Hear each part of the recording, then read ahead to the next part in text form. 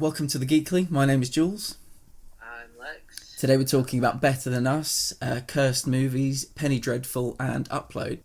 Before we even start today's episode, I would just like to ask if everybody listening to this could subscribe to us on YouTube. We're currently trying to build our YouTube platform, and any subscriptions will help make us more visible within the algorithm. So if you could do that, that would be fantastic. I think we're going to start today's episode with a poll. Yes, I did a stupid thing, and Jules suggested a particular poll, and I did a completely different one. And the results have kind of just affirmed that it was a stupid question. We did kind of a semifinals and finals over who was the best assassin from Assassin's Creed. For the semifinals, it ended up being Ezio and Bayek, which I was kind of disappointed by because, like, Cassandra's my favorite. Bayek is probably my second. I have sort of a sentimental attachment to Ezio because he's the first one I played, but, like, I think I sort of identify with Cassandra and Bayek a bit more. Like, their personalities are a bit closer to mine, and I like the games better, too. Like, Odyssey is probably my favorite out of all the Assassin's Creed games. So yeah, it ended up being between Ezio and Bayek, and surprise, surprise, at 76.5%, Ezio won. So like a 50% majority. The only surprise is that it wasn't a far greater margin of victory, I think. We had 3 games to kind of get to know Ezio, and we were there when he became an assassin. We were there when he formed like his brotherhood, and then we were there when he became like a master assassin right up till the end of his life. He's a bit more glitz and glam than Bayek. But yeah, I think my favourite's probably Edward Kenway. The fact that he's voiced by Matt Ryan of Constantine fame helps as well. I did not know that. Yeah. You can get this real like full pirate regalia when you're on your ship. I think it might be called the Jackdaw. And when you're just sailing around, him dressed as a pirate, hearing Matt Ryan's voice, it's pretty special. And it's obviously one of possibly my favourite Assassin's Creed game as well, so that all adds up to making Edward Kenway my favourite. But I'm playing Assassin's Creed Origins at the moment, and I'm getting to know Bayek a little bit more, but he's definitely more of a kind of a stoic. He's more like a Connor Kenway kind of person, where they're there to do, they are like a blunt instrument to do a job, no chat, they're just out there to sort of kill people, and that's fair enough. Bayek is kind of a bit of a dark horse, sort of enigmatic, kind of does his thing and gets on with it. It's probably kind of why I love him. Cassandra's kind of the same way, except, like, well, not except, because Bayek is kind of a badass too. I mean, all of the assassins are obviously badasses, but, like, Cassandra has this kind of no-nonsense, I can kill you just by looking at you sort of attitude, and I really have this sort of fascination with women who have that attitude. Men not so much, because like all men have that, but women who have this very like don't fuck with me thing, I'm just kind of like, okay, sure. So we watched Cursed Films this week with just one episode. They're all about 30 minutes long. They're on Shudder, which is like a great horror streaming platform. All they do is horror stuff. This is actually the first thing from Shudder that I've watched, although like I've seen a lot of reviews from other things, mostly because I have so many streaming services at this point, I can't justify getting another one. So yeah, going into Cursed Films, they had one on The Crow, which I was initially really excited about because I love The Crow. It was kind of one of my first major films of my teenage years that kind of I identified with as one of those 90s goth kids. And so this was all kind of about like whether or not the movie was cursed, and I thought it would be kind of like a fun sort of spooky thing, like the pseudo paranormal ghost hunt things, where it's just like, oh, here's this rumor and here's that rumor and blah blah blah. It was not funny at all. It was actually kind of heartbreaking. I mean, the amount of the depth of emotion that the cast and crew had 30 years later for Brandon Lee's death, and I'm granted it probably was quite shocking to see him accidentally die in front of them, and the kind of cumulative guilt on top of that, because they were all sort of partially complicit in the failure to keep him safe. Yeah, it was really, really heartbreaking to watch, and honestly, given that as my intro to Cursed Films, I don't think I would watch anymore. I find that really interesting because I had kind of a different take. I expected it to be like a documentary where they kind of went into the nitty gritty of what people perceive this movie as and why it has this kind of stigma around it, that it's this cursed film. And I really found it very informative and I found it very fascinating. And I'm coming at it from someone that's, I've seen the film probably between 10 and 15 years ago. It's not something I watch regularly. I remember really enjoying it at the time. But I liked that. I liked seeing the depth of emotion, and you could tell how raw it was. And you could tell from the very beginning that these two men had such a connection to the source material. And they said there was only one man they wanted for the role. They interviewed one man, they got him, and yeah, there was this real sense of heartbreak, and like they'd let him down and they'd let the source material down. Did you feel that they should have continued making the film? I know they said that his fiance and his mother said he was really proud of the work that he'd put into the film so far. I gotta be honest, like I've seen the film and I enjoyed it, but I wondered whether actually releasing it was the right call. I think it was. One thing is they were essentially finished with the film. They only had like a handful of scenes they had to do. So kind of on the one hand, everybody in the cast and crew had put a hell of a lot of work into this project. It was kind of a passion project for all of them, but particularly for Brandon Lee. He was really, really invested in the film. It was something he really wanted to do, and he was exceptional in it. And I think, you know, his mom and his fiance had a point in saying that, you know, he invested a lot of himself in this film, and he would want it to be out there. And so, I mean, it's not like they had like half the film to shoot without him, or had even just started filming. Like, in those situations, I probably would have said, yeah, just don't do the film, because they would have had to completely recast. Although the one with Heath Ledger, Mr. Oh, I know the one you Markham's mean. Wonder Emporium, the way they handled that one was really kind of inventive, where they got all of these other actors to sort of come in and do almost a tribute to him. That was kind of an interesting thing. So yeah, I think releasing it was probably the right thing to do. It was a way of paying tribute to him, and I think also importantly, it was a way of the cast and crew to kind of, like, it was kind of a cathartic thing for them to do, to finish this thing that encapsulated him so much and put it out there for other people to enjoy and appreciate. And they finished it by getting his stunt double to wear a mask, which, when you think about what the film's actually about, it's very kind of spooky to see somebody walking around.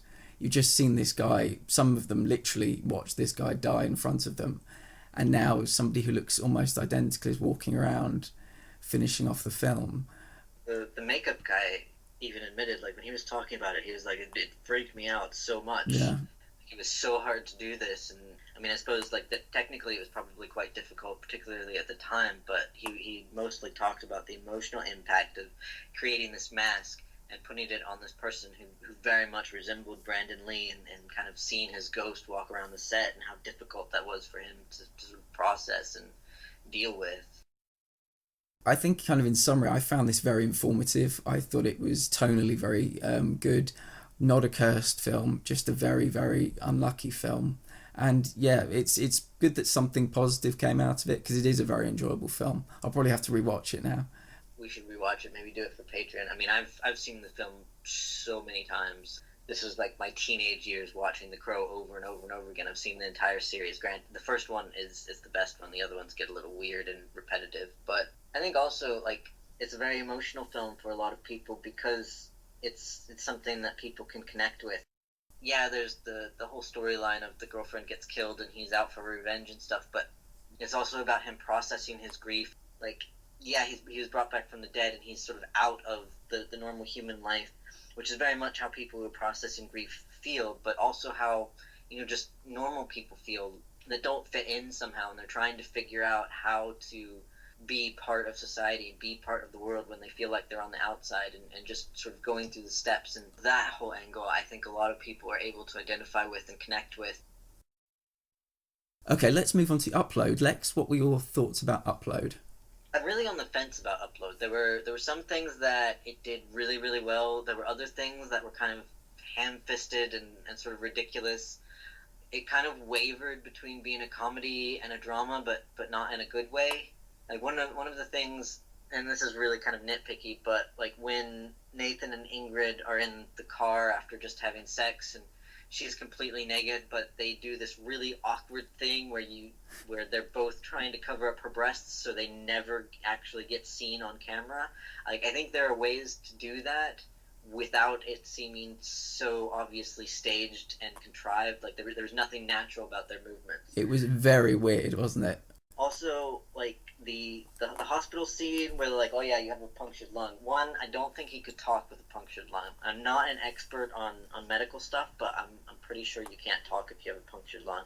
Two, right now it's not something that will kill you, particularly, I mean, if you're out in the middle of the woods and you get a punctured lung, yeah, you're probably going to die. But if you're in a hospital with a punctured lung, like, they can fix you. But in this futuristic world, it's just terminal. That's it. You're going to die. But they have the technology to upload your consciousness to a digital platform. So those are kind of my nitpicky things. Things that I found, like, very oddly emotional and had kind of a big impact. One, the scene where Nathan just kind of, when he first wakes up in Lakeview and realizes what had happened and where he is, and he just kind of curls up on the bed and breaks down crying. Like, that was really emotional. It really kind of got me. And then just his general situation of being trapped in this digital platform, basically at the mercy of his girlfriend, who has to, there's all these in-app purchases. He can't really do much without, spending $2 here, $2 there. But she gets an alert every time he wants to buy something and has to approve it. And it really creeped me out that he was basically her prisoner, and she kind of orchestrated that. Yeah, it was a situation where he seemed to not want a future with her, but I think she saw a future with him. And she's this kind of very attractive, like, influencer, but is just, like, awful, just the worst. And it seems like he's just sleeping with her because she's hot. And for her to kind of, she's obviously got, like, all the money in the world. I think her family is super rich. And for him to kind of be, one way's the ICU and one way's was it the UCU? He can choose whether he wants the doctor to try and fix his punctured lung, which I agree with you is, I think it's that thing in the films where, like, you get a pen or something and you, like, stab into the lung, or the, like, blood flies out and that's it. Like, that's how you kind of fix you it. Basically just have to release the fluid pressure in the lungs, and so they reinflate, and it's fine. Yeah, so you can either go that way and have that done, a very minor procedure, or you can go and just have your head, like, vaporized and your subconscious uploaded into this kind of heaven-like scenario. And yeah, every expense he will ever make there will appear on her credit card bill. She says she wants to know what he's getting up to in there. And it's like a very weird kind of Big Brother surveillance thing with somebody that he doesn't really want to be with. And there's that thing where, do I need to appease this person? Because if I don't, they might kind of pull the plug financially. And I don't know what happens to his subconscious or his consciousness. Then maybe it gets put onto, like, a thumb drive or something, and it gets given to his mum, because presumably without her money he can't afford to be in some kind of heaven situation. I can't really think of anything more terrifying than that. And the fact that, yeah, he's met Nora. She's lovely. She's very kind. She's very friendly. She's a little bit kind of, like, ditzy. Maybe that's too strong a word, but she just comes off as incredibly nice. Basically stops him committing, like, cyber suicide in this heaven place. So that's going to be the constant battle. I've got to be honest, like, I kind of enjoyed this. I thought it was a lot of fun. It was funny, but, like, dumb funny. It was, like, slightly more grown up than, like, a Jonah Hill, Seth Rogen vehicle. But I found it very watchable, actually. I felt like Lakeview was as close to a Sims TV show, or a Sims live action anything that we will ever get. It's all I felt when I was there. It just felt very Sims. For instance, when he had the little dial on his wall that he could just turn and the seasons would change. I just thought that was so beautiful.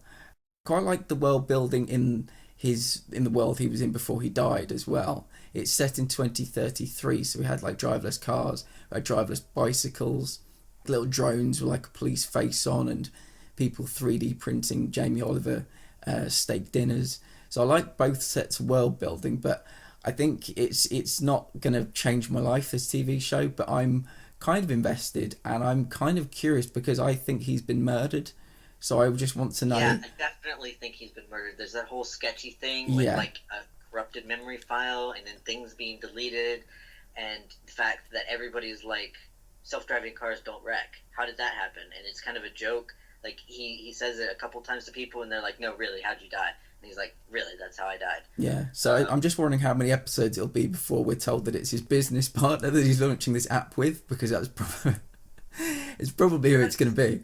I sort of thought that like the business partner was his brother. It seemed like they had a very multi-ethnic family. Possibly, yeah. I was thinking that Ingrid did it because she kind of orchestrated getting him into Lakeview and like really pressured and did the whole like emotional manipulation. What do you mean you'd rather die than spend time with me? And started crying. Meanwhile, he's like just been in a very serious accident, and she's like throwing out the tears, trying to guilt him into going to Lakeview. I just don't really see what's so kind of special about him. She seems like someone that could probably have any guy that she wanted, unless we find out he's got some kind of special connection to her, or he's got this level of importance we don't really know about yet. But yeah, I'd be interested to see how that mystery kind of develops. I mean, I presume getting into Lakeview or somewhere similar is very expensive. I presume that if you are poor and you die, you're probably not offered this. There probably isn't some kind of very basic version of this that you can do.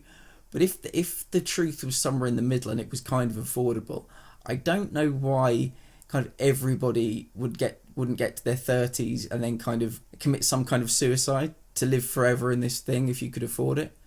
It's almost like, you know, the game's was it Second Life or something? Yeah, or like yeah. the concept from Ready Player One, where you're living in this new reality. I don't know why everybody wouldn't do it. Well, like the thing is, because there was the one old lady who she was in black and white because her photo was from Yeah, 30s or something. So realistically, you could live your whole life and then get uploaded into this afterlife, but use a younger picture of yourself and completely customize your avatar. So you would kind of have the best of both worlds. You could live whatever life you wanted to live and then go live another life forever. yeah. I just think there's always that risk that you will have some kind of insta death where you can't be brought back. So I think a lot of people might just think like, God, why take the risk? I might get to sort of, 20s or 30s and think, I'm in a good place right now. I've kind of learned a lot. I'm this kind of human being. I know who I am, and then in they go. I think that would be, if it was in any way affordable, which I don't think it is. And this is 2033, so God knows, the value of a pound in that kind of world. But I think a lot of people might be drawn into it kind of earlier on. I'm not sure why the queue isn't like out the door for people to get put into this kind of scenario, but it's interesting, and I like the world building, I like the setup, and I'll probably watch more of this. So Yeah, I'll probably watch. But I have to say, this is probably my favorite performance of Robbie Amell. Like he did it. Like I don't know, he really got the character. I've liked him in other things, but it's this character with him seemed really natural and effortless. So I definitely enjoyed that. he might be more of a comedy person. You never know. He seemed to have a bit of comedy timing there, but it's not like laugh out loud comedy. There's a kind of like earnestness to the show as well. So let's move on to Better Than Us, which is like we did the last 3 episodes. 4 episodes. I mean, I don't know that I can say anything about the show that I haven't said already. Like it's a great show. The characters are really complex. None of them are really likable. They all make really stupid decisions, but you can kind of understand why they make those decisions. It's just kind of, it's that objective perspective, the don't go into the basement thing when you're watching a horror movie and somebody goes into the basement anyway. Like you can see how their decisions are all going to go wrong. And I think like I tweeted that every time I think I know what's going to happen next or how it's all going to play out, they throw some twist in there, and it's like, oh, okay, I didn't think about that. The thing I was most happy about actually in these final 4 episodes was last week I talked about the fact that there were six strands that needed to be resolved within these 4 episodes, and I personally felt that every single strand had the time and attention it needed to get fully realised, and nothing felt rushed. Everything felt like it was done at its own pace, and it's difficult to stick the landing. Many TV shows prove that. and I just felt the ending that there was everybody got their resolution. The one I enjoyed most, I think, was Svetlana and Igor with an I. The fact that he was this kind of Vic's bitch for a lot of the TV show. He was treated very badly by Vic, and he manages to create this whole plan, recruit some people to help him, and rescue Svetlana from like a psych ward. And it was amazing. He was this very kind of meek guy that was always being, you know, trodden on, and he was the hero of almost of the whole show. He did the most heroic thing, rescued her, and the two of them kind of seemed to get their happy ever after, which I was so happy about. That was probably my favourite resolution, but all of them were played out well, and it left a little kind of teaser about the potential of a season 2. And I just wanted to ask you, I mean, what are your thoughts on a season 2? I'm not entirely sure what story they could tell. I really want a season 2. I think the idea of Arissa being trapped in this database hard drive thing and being able, I mean, she's always, like, throughout the season, she's been constantly evolving and constantly expanding her skills and discovering how to do new things. And she's learned a lot about deception, about scheming, about ploys. I mean, the whole thing where they apparently thought that they reset her, and she played along with them in a way that they completely believed it. Like, I thought that was kind of amazing. And so, like, her text asking Georgie for help at the end was really intriguing. And there's this question of, because he's kind of gone back and forth on how he feels about Arissa, and, you know, sometimes he's very insistent that she's just a bot, she doesn't mean anything, but then he's also, against his better judgment and in a lot of ways, extended himself to save her or help her, and has obviously become, in some way he doesn't quite want to admit, attached to her. I found the tying up of loose ends a little too neat compared to the rest of the season up till this point. You know, everybody ended up in a couple, everybody kind of got their happy endings, and then there was just that little twist at the end of Help Me from Arissa. That was probably the moment I liked the best out of the final episode. Was sort of happy about Maflosky and Svetlana, and, you know, she's gone back to natural blonde, which is sort of representing that she feels she's out of mourning now. She feels more like herself. She's got agency again, and they do seem like a very balanced couple. You know, they have equal power in the relationship. They respect each other, and they do seem to have kind of a nice, happy relationship. So, you know, I'm glad about that. Like you said at the beginning, I think it's difficult to know what to say about this show that we don't say every week. Literally last week I said there were 4 factors that make this TV show the success that I, and it seems you, deem it to be. It balances a very big cast very well. Everybody gets their time. The pacing's great. Again, all of these episodes are over 50 minutes, and it never feels like that. Not once have I ever felt these episodes were over long. Really great characterization. Like you said, the characters have a real depth to them, and it's testament to the show that I actually cared about their resolutions, whether they were good or bad. You know, they paid equal time to fleshing out the heroes, well, again, quote-unquote heroes and quote-unquote villains, the people that were slightly lighter shades of grey and the people that were slightly darker shades of grey. And it was just consistent, you know, from one episode to the next. 16 episodes. I know this isn't, you know, an Arrowverse show, but for seasons of that length, I'm definitely used to having filler episodes, you know, scattered in. This isn't that, I know that, but there were never even episodes where I thought this is a filler episode. There was some episodes where you could tell they were restructuring, kind of ready for the finale, but every episode was engaging and just really, really enjoyable. I think throughout the season my favourite aspect had to be Arissa. I don't know who the actress is, but my God, she was a very believable robot.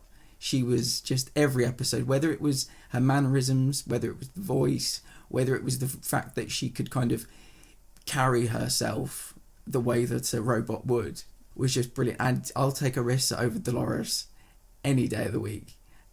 Just so fantastic. And when we got to the very end, and it was kind of this like mini blooper reel, and just to see her crack when she was being talked to by the guy who plays Vic, and see her laughing, it was so shocking because you just I begun to see this woman as an actual robot, and to know that she was actually human was almost shocking to me.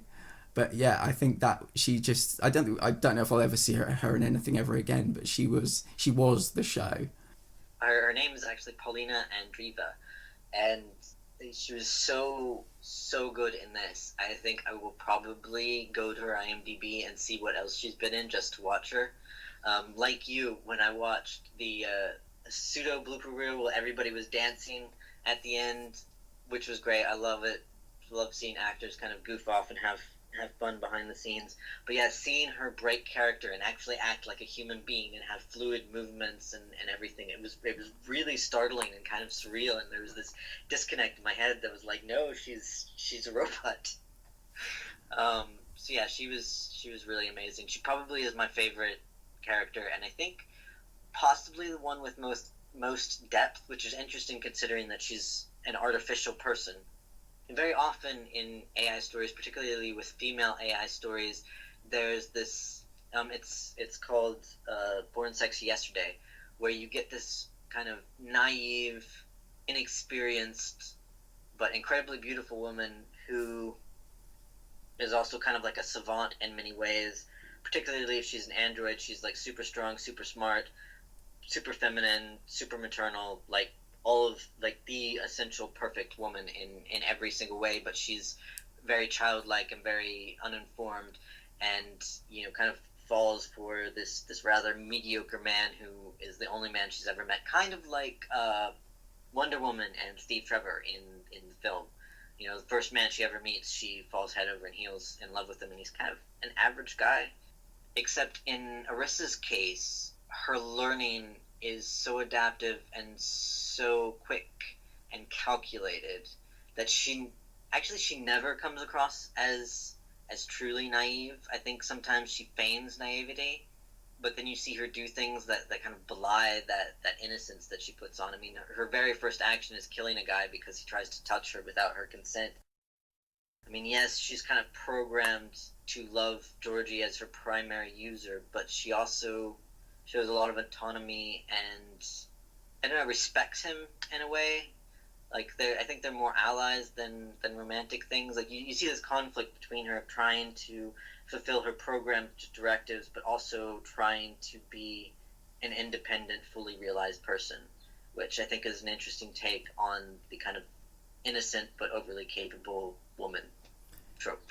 Yeah, it was interesting to find out that she was actually designed to combat China's like one-child program, where they have a very male-dominated population, and she was designed to be this perfect wife to kind of solve that issue. And then, like, I think you're right. Any naivety that she had, she kind of evolved out of quite quickly. And it was interesting that I just think that her character arc and her kind of growth throughout the show was maybe one of the more pronounced, one of the more interesting, considering she is, a robot. One of the things I regret about this TV show is that we absolutely could have had Arissa 1 versus Arissa 2 in some kind of showdown. And that's not what this show was at all, but there was a moment where that woman went to program Arissa 2 to kind of harm human beings. I just thought, I wonder if they're going to cross paths. And they did briefly, but it was just to stand kind of beside each other.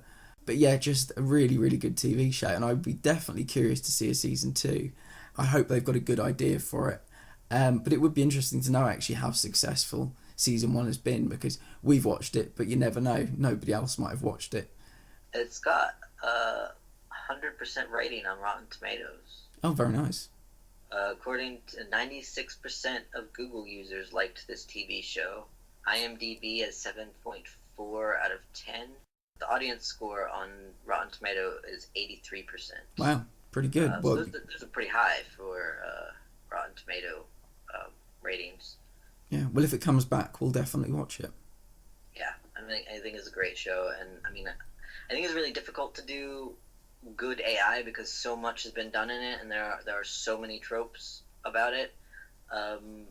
But this definitely feels like something innovative and new. And I really like the fact that they broke away from Asimov's 3 robot rules, because I feel like that's a trap that a lot of AI shows get stuck in, of reusing the same material over and over and over again. And yeah, the 3 rules, or the 3 laws were mentioned, but Arissa was never confined by them. And so it was really interesting seeing how she navigated that.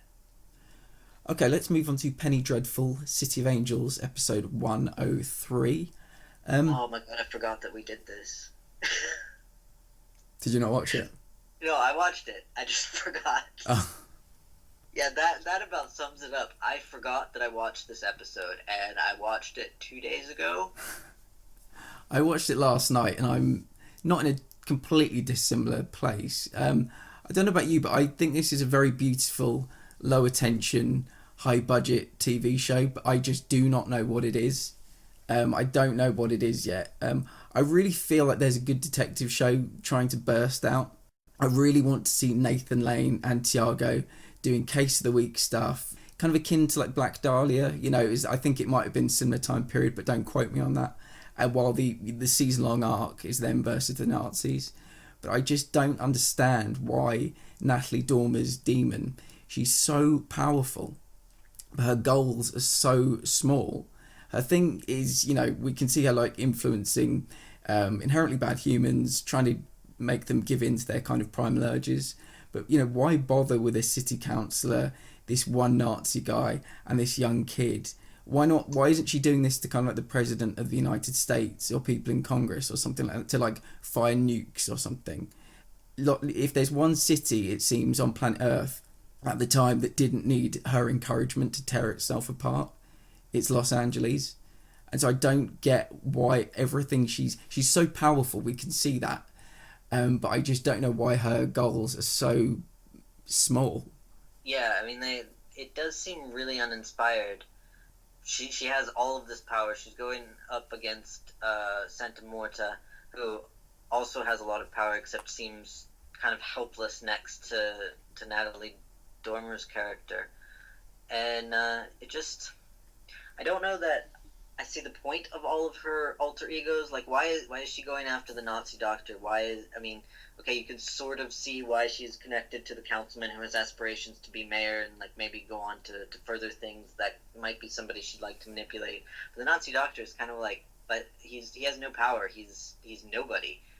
Tiago's conflict between his family and his career is interesting. And like you, I wouldn't mind seeing a kind of detective family drama around that, where he's sort of navigating his culture and the rules of his job and racism, with Nathan Lane there as his kind of mentor through all of this. But I think a lot of the rest of it is very extraneous. I also think Brent Spiner is being completely underutilized. Like, he just shows up every now and then to say these really hackneyed phrases for like 2 seconds, and then he's gone. And it's like, it's Brent Spiner. Yeah. Use him better. Yeah, I think you're right. I don't know why we need all of her characters when we've seen her several times whispering into people's ears to make them do what she wants them to do. So why do we need her? I mean, I like, of all of her kind of incarnations, I think I like Alex the best. It has to be said that, like, she is killing the performances. It's absolutely amazing seeing her be all of these different people. I just don't understand why she is all of these people. Yeah, I just think it needs to maybe focus slightly. My personal opinion that it's spiraling off into way too many directions. You know, we got a new character this week called Rio. Again, I just don't think she's needed. She's made these people. Is it Tiago? I can't remember the name of the other guy, but she's saying the police are like running roughshod over us. We need to get all the people together. She lists all these ethnic minorities. She lists people in the LGBT. She says we need to kind of come together, and we need to actually be active. We need to do something, and we need to kind of fight back against the kind of... I think she's saying fight back against what happened, I think, when the police fought the people to do with building the road a few episodes ago. She's saying, like, we need to kind of rise up against that kind of tyranny. But I just, again, it's just... Does she need to say that? Like, I feel like these people already are carrying that sentiment. It's already like a tinderbox. And she's obviously, you know, the match. But I just feel like it's a waste of her power and a waste of her time. I think probably Rio is my least favorite of her incarnations. out of the various characters that she's played, I think she's been very natural, very believable. But Rio felt very stilted and like she wasn't comfortable in the character, which is unfortunate because I think Rio could be a really fascinating and powerful character. But like you said, her aims and her goals are kind of very diminutive and unnecessary in a situation that is already on the verge of like basically going to war within the city. I don't think these people really need much encouragement to go after each other. It is a beautiful show. I think there's too much going on. I think the writing is kind of bad, very bad. There's a lot of hackneyed phrases, a lot of cliches. I was trying to articulate this last week when I was talking about the racism, and I realized after the fact that the thing that I was trying to say was not that the racism was unbelievable, but that it was very heavy-handed. It was a bunch of cliches. There wasn't anything interesting about the way the racism was portrayed. It was very superficial, and I think it's very easy to say this person's racist, so you know they're a bad guy, or this person's a Nazi, so they're a bad guy. Like, give us something else. I think audiences are sophisticated enough to the point that we know that things aren't, to use a very inopportune phrase, black and white.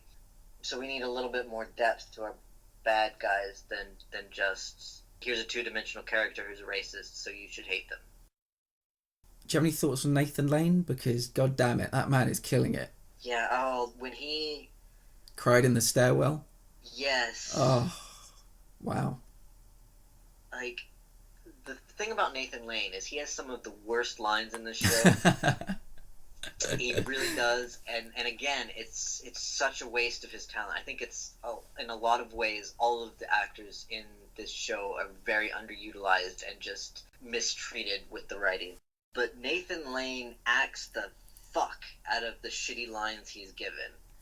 Can I tell you something? Can I just nip in quickly to tell you something? I saw him interviewed not 2 weeks ago where he said these are the best scripts he's ever read in his life. He said that. So I think he might have just been blowing smoke up somebody's backside. He probably has to say that. Yeah, You can never really go against the person signing your paycheck. Yeah, absolutely. But he's been in so much better stuff. I really can't believe that he honestly thinks these are the best scripts he's ever read. So yeah, he's killing it. Like Natalie Dormer, he's doing an excellent job. It's unfortunate that he's not given a lot of good stuff to work with. Yeah, I think it's Rory Kinnear. I think his German accent is extraordinary. I think he's doing really good as well. I'm liking him as Dr. Kraft. The one scene that had me in hysterics was when was it Molly walked into her house and her mother turned on the light and started singing the Popeye the Sailor song. Oh my god, that was so creepy and just like I was watching it and thinking, I respect that actor so much for being able to do that without cracking up. I mean, I don't know how many takes it took her to do it, if she did it in one take or 50, but just the fact that she was able to get through it once without cracking up, I think is amazing, because it was a perfect moment, and that the mother character is just there are very interesting people in this show. Yeah, and then she turned the light off again and didn't move from the chair, just remained in the chair. It was so strange. That scene, I would love to just lift that scene out and just show it to people who don't watch this show and just see what they would make of it, because out of context, that is the craziest scene I've ever seen in a television program ever. So, Lex, I haven't told you about this, but you're making a decision now. Next week we are watching episode 1 of Snowpiercer, we're watching The Rain Series 1, we're also watching Stargirl Series 1, but we're also going to watch one of Cursed Films, Penny Dreadful City of Angels, and Upload. So which is the fourth thing we'll be watching next week? I am going to go with Upload. I think I would also have gone with Upload, so I think you've made the right choice. I have to admit that for all of my criticisms of Upload, after I watched the first episode, I was really, really tempted to watch the second episode, and I only didn't because I was afraid I wouldn't be able to keep straight which stuff happened in which episode. So yeah, I'm definitely Like I do this sometimes. I just like rip a show to pieces. And I'm like, yeah, but I really want to watch more. I think it's possible to be able to rip something to shreds because you want it to be better, but you also enjoy it. You can Yeah, see a pathway to it being a very good show, even though it's just maybe a good show or a middling show. I kind of think we did that slightly with The Witcher. You know, we both enjoyed it. We yeah. both loved to see more, but we went in deep on it. I think that's okay. And Upload has my curiosity, that's for sure. So we'll be doing those 4 next week. We also, before we go, we're doing a thing for key workers. So doctors, nurses, delivery people, retail workers, anybody who's out there doing stuff right now. I know a lot of places lockdown is ending, and more people are going out there. But kind of, I guess we specifically want to focus on the people who've been there through the lockdown. Hear your stories, share them on the podcast, share them on Twitter, and we'll also be giving away a Funko Pop of your choice. So yeah, email us at geeknerdpodcasts@gmail.com and tell us about your story if you're a key worker, or your favorite key worker's story. Is there somebody who's kind of brightened your lockdown experience or really gone above and beyond and deserves some recognition? Send us their story. Let us know everything they've done so we can tell the world about it. Thanks very much for listening, and we'll see you next week.